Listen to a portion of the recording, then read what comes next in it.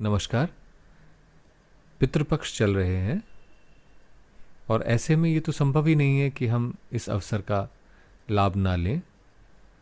ये वो समय है जब हम श्रद्धा से अपने पूर्वजों के प्रति भर जाते हैं और उनको ये श्रद्धा जब हम अर्पित करते हैं तो इसी को ही श्राद्ध कर्म भी बोलते हैं। तो मैं अपनी चर्चा कि पितृ क्या हैं, कैसे होते हैं, ये पितृपक्ष क्यों है, हमें क्या करना चाहिए, इन सब विषयों पर हम चर्चा प्रारंभ करें उससे पूर्व मैं एक कथा आपसे शेयर करना चाहता हूँ, बताना चाहता हूँ। महाभारत तो आप सभी जानते ही हैं, सुना ही होगा और नहीं तो कम से कम टीवी पे देखा होगा। तो महाभारत की कथा में एक वृतांत आता है जब महर्षि कंदु से श्राप प्राप्त होने पर राजा पांडु अत्यंत दुखी हो रहे होते हैं, परेशान होते हैं। उन्हें एक दिन ये स्वप्न आता है कि वो मुक्त हो गए हैं और आकाश मार्ग से ऋषियों के साथ देवलोक की ओर जा रहे हैं। कुछ दूर चलने के बाद ऋषिगणों ने पीछे मुड़ करके देखा और उनसे कहा कि तुम अभी तक पितृ ऋण से मुक्त नहीं हो पाए हो, तो इसलिए इससे आगे नहीं जा पाओगे, आप वापस लौट जाओ। और इतना कहकर ऋषिगण ब्रह्मलोक को चले गए। थोड़ी देर में पांडु का स्वप्न टूट गया। जब उनका स्वप्न टूटा तो उन्होंने अपने कुलगुरु से बतलाया कि ये क्या था और मुझे क्या करना चाहिए, मेरे लिए क्या आवश्यक है जिसके माध्यम से मैं अपनी मुक्ति को पा सकूं। तो उनके कुलगुरु ने बताया कि तुम पितृ ऋण पूरा नहीं कर पाए हो अभी तक और इस कारण से तुम पितृदोष के भागी बन गए हो और यही कारण है कि ऋषिगण तुम्हें छोड़ गए। वास्तव में मनुष्य का जीवन का प्रारंभ देव, ऋषि और पितृ की कृपा से ही होता है। अब आप ये देखिए कि जितने भी हमारे ऑर्गन्स हैं, सिस्टम्स हैं, बॉडी के पार्ट्स हैं, वो सभी जो है देव कार्य में रत हैं। वो सभी हमारे लिए जीवन में कुछ ना कुछ हमें दे रहे हैं और हमारे जीवन का सृजन कर रहे हैं, निर्माण कर रहे हैं। इसी प्रकार ऋषिगण, गुरु हमारे को ज्ञान देते हैं, हमें जीवन को जीने का सद्मार्ग और तरीका सिखाते हैं। और ऐसे ही पितृ हमारे लिए, हमारे माता पिता पूर्वज, वो एक ऐसा मार्ग हमारे लिए बनते हैं जिसके माध्यम से हम इस जीवन को पा रहे हैं। ये शरीर हमें मिला और इस शरीर का अब हम उपभोग कर पा रहे हैं क्योंकि वो पितरों ने हमें वो मार्ग दिया, वो वंशावली दी, हमारे माता पिता ने वो संभावना दी जिसके माध्यम से हमारा जन्म हो सका। तो ऐसे में ये तीनों ऋण, देव ऋण, ऋषि ऋण और पितृ ऋण, इनको उतारना हम सभी का कर्तव्य है क्योंकि इनकी कृपा से हमें जन्म मिला और ये संभावना उत्पन्न हुई। तो अब हम इस संभावना का उपयोग करते हुए इनके ऋणों को चुकाएं। यही कारण था कि फिर उसके बाद पांडु को कुंती ने दुर्वासा ऋषि से मिले हुए उनके वरदान का याद दिलाई और बताया कि वो उनके लिए आगे का वंश यानी संतान प्राप्त करती हैं जिसके माध्यम से वो पितरों को तृप्त कर सकें, ऋण से मुक्त हो सकें। और इसी कारण से फिर 5 पांडवों का जन्म हुआ। इस कथा से ये समझते हुए कि पितृ इतने महत्वपूर्ण हैं, हम समझ सकते हैं कि पितृपक्ष हमारे जीवन में कितना सिग्निफिकेंट हो जाता है। अब आप ये देखिए कि सबसे पहला प्रश्न हम सभी के मस्तिष्क में ये आएगा ही आएगा कि पितृ क्या है। संस्कृत में पितृ शब्द का अर्थ होता है, उसको हिंदी में समझें तो पिता या फिर पूर्वज। तो यानी कि मेरे पिता और उससे पहले की जो कड़ी है उसको मैं पितृ कहूंगा।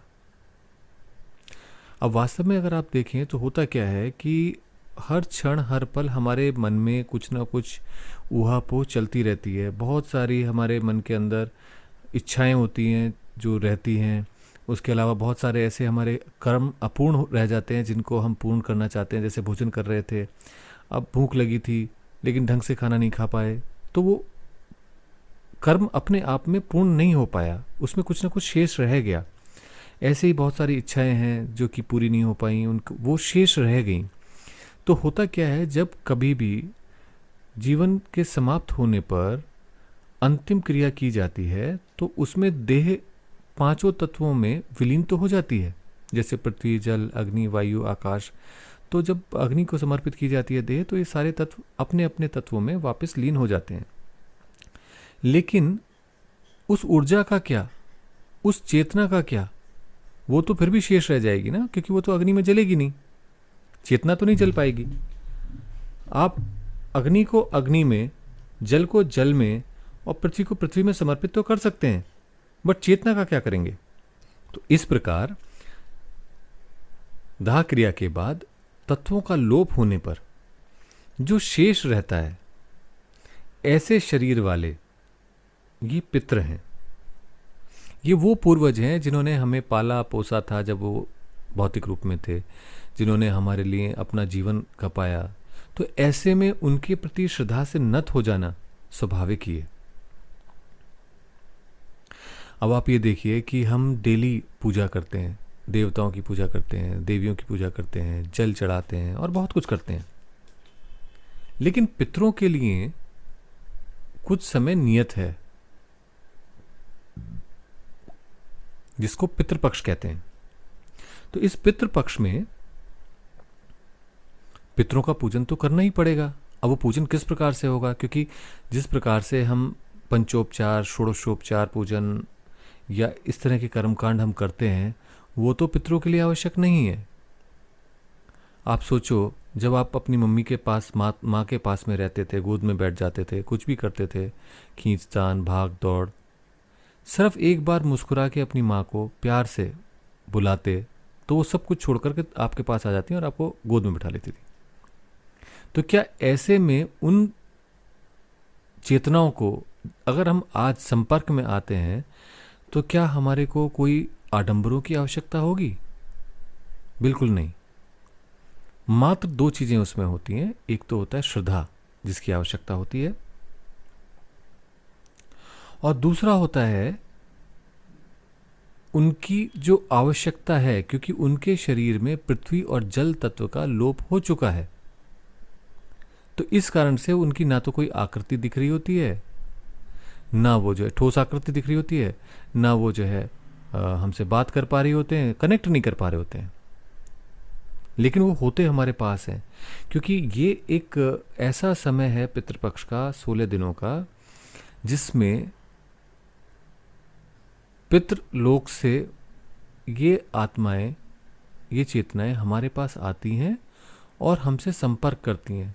जैसा बताया गया है कि पहले वो ज्येष्ठ पुत्र के पास में आती हैं, फिर उसके छोटे के पास, और उसके बाद उसके छोटे के पास। इस प्रकार से वो सभी के पास जाते हैं, इस आशा से कि वो उन्हें वो प्रदान करें जिसके माध्यम से उनकी मुक्ति संभव हो सके, वो अपने आप में तृप्त हो सकें।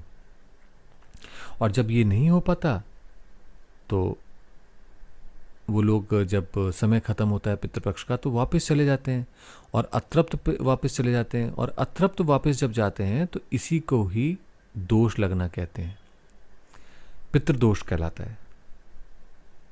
तो इस प्रकार से ये एक ऐसा समय है जिसमें हमारे को अपने पितरों का दोष ना लगे और उनको संतुष्टि की प्राप्ति हो, पितृ तृप्त हो, ऐसी कामना से हमें कुछ कर्म करने पर चाहिए, और कुछ ऐसा करना चाहिए जिससे कि पितृ तृप्त हो सकें और वो गर्व कर सकें कि उन्होंने जो संतान जन्मी, उनके वंश में जिन आत्माओं का आवाहन किया, वो श्रेष्ठ हैं और उनके लिए भी कुछ करते हैं। कभी ये नहीं कि हमेशा मुझे ही चाहिए, आई मी माई सेल्फ, वो उनके लिए भी कुछ करने के तैयार हैं। तो ऐसे में पितृपक्ष हमारे लिए बहुत इम्पॉर्टेंट हो जाता है, और ख़ास करके उनके लिए तो बहुत ही अधिक इम्पॉर्टेंट है जिनके जीवन में पितृदोष लगा हो। तो ऐसे में क्या किया जाए? और ये सबसे बड़ा सवाल ये कि 15 दिन ही 16 दिन ही क्यों है? पितृपक्ष ही क्यों कहलाता है? ये 30 दिन क्यों नहीं है? या नवरात्रि जैसे 9 दिन क्यों नहीं है? या दिवाली जैसी एक रात क्यों नहीं है? ऐसे बहुत सारे सवाल और अभी हैं जिन पे हमें चर्चा करनी है। तो उसके लिए मैं अगली बार आपसे फिर संपर्क करता हूँ।